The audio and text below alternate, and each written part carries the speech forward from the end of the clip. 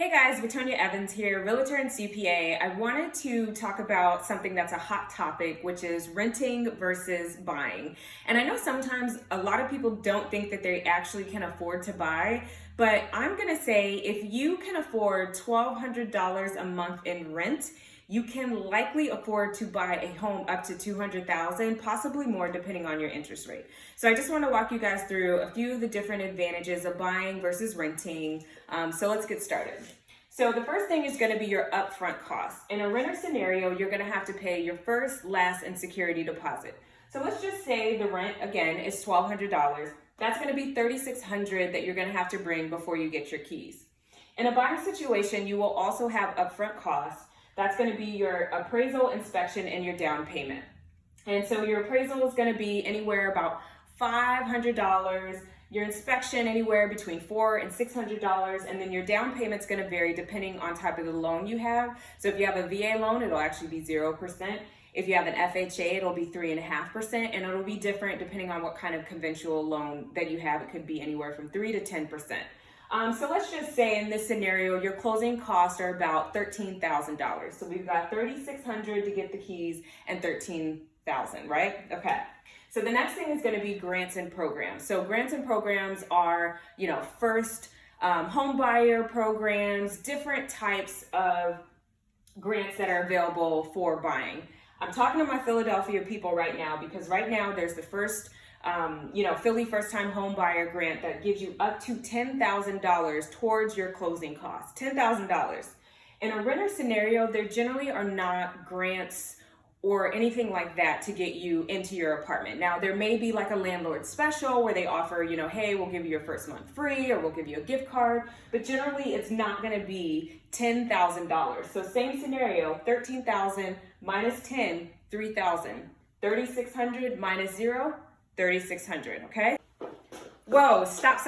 I completely forgot about seller's assistance. Seller's assistance is basically what the seller gives you in order to purchase a house. And you can ask for it. It's anywhere from 0 to 6%. It'll be 6%, up to 6% if you have an FHA loan, up to 3% maximum if you have a conventional loan. But it's basically money that the seller gives you out of your pocket that goes towards your closing costs. So in this scenario, at a $200,000 house, if you have an FHA loan, you can get up to $12,000. That's in addition to the grants and programs. In addition, Seller's Assist does not have income limitations or requirements. So that means that it doesn't matter if you make $300,000 a year or $25,000 a year, you can ask for Seller's Assist. And that goes towards the buying side because that is also going to reduce your down payment costs. Just wanted to cut in there. All right. So let's keep going. Equity. So equity is basically the value of your home that's above what you paid in its simplest form. So again, same scenario, you pay $200,000 for that house. 5 years from now, if that home is worth $220,000, that's $20,000 in equity. And it's actually probably more because remember, in that 5 years, you've also been paying down the principal amount of that home mortgage. And in a rental or apartment situation, there is no equity. You're not building any equity because someone else actually owns that building. So they're probably building equity, but because you're renting it, there is no equity. Maintenance. So in an apartment situation, this is definitely a plus. You likely will not pay for maintenance, right? Because usually there's a maintenance guy that's gonna, hey, my lock on my house broke or this broke, they're gonna come in and fix it.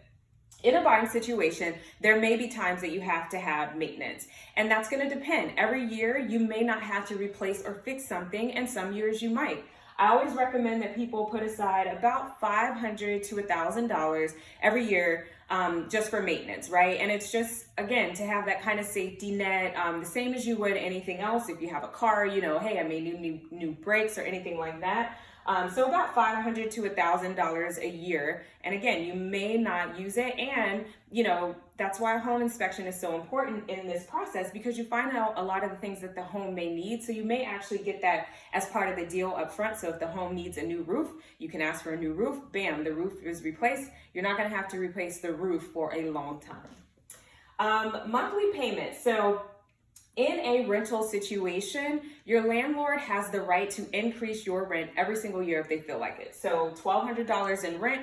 Next year, they're like, you know what? We're increasing rent by 10%. Well, guess what? Now your rent is $1,320 per month. In a buying scenario, if you get a fixed mortgage loan, $1,200 is $1,200 for the next 30 years. Now, there may be instances where you can actually get your taxes also baked into your monthly mortgage amount, or your monthly loan amount, I should say, and that may increase because your taxes may increase. However, your actual fixed rate mortgage amount will not change over the life of your loan. So that's a great scenario, right? So in a year, you could be paying $1,320, still paying $1,200 on your fixed loan. Tax deductions. In a renting situation, there are no tax deductions. You do not get to deduct the fact that you have paid your rent at all. But in a buying situation, you paid your annual property taxes, you have paid mortgage interest to your lender, you get to deduct those, and federal guidelines are different every year, but you will get to deduct that, which means you're going to be paying less taxes, and it helps going towards you possibly getting a refund. So that's kind of the scenario between the two. And a couple other things that you have in terms of being a buyer. When you are done paying off your loan, you own that house. So you own that property. The value of the house, hopefully it has continued to go up. In a renting situation, you turn in your keys and the next person begins to rent. You do not get your apartment. So $1,200 a month for a year, you paid $14,400. You've also paid, in a buying scenario, $14,400, right? $1,200 and $1,200. The difference is this $14,400 isn't going anywhere. This, however, is decreasing your principal balance, right? The home value is going up, which means you're getting value, and you're paying into something that you actually own at the end of the day. So when you own it, you can pass it down to your children, to your godchildren, to, someone else in your family. You can sell it. You have that right when you buy it. In a renting scenario, you can't pass, your rent, or you can't give up your apartment to someone else unless you actually move out, right? It's not yours. You don't own it.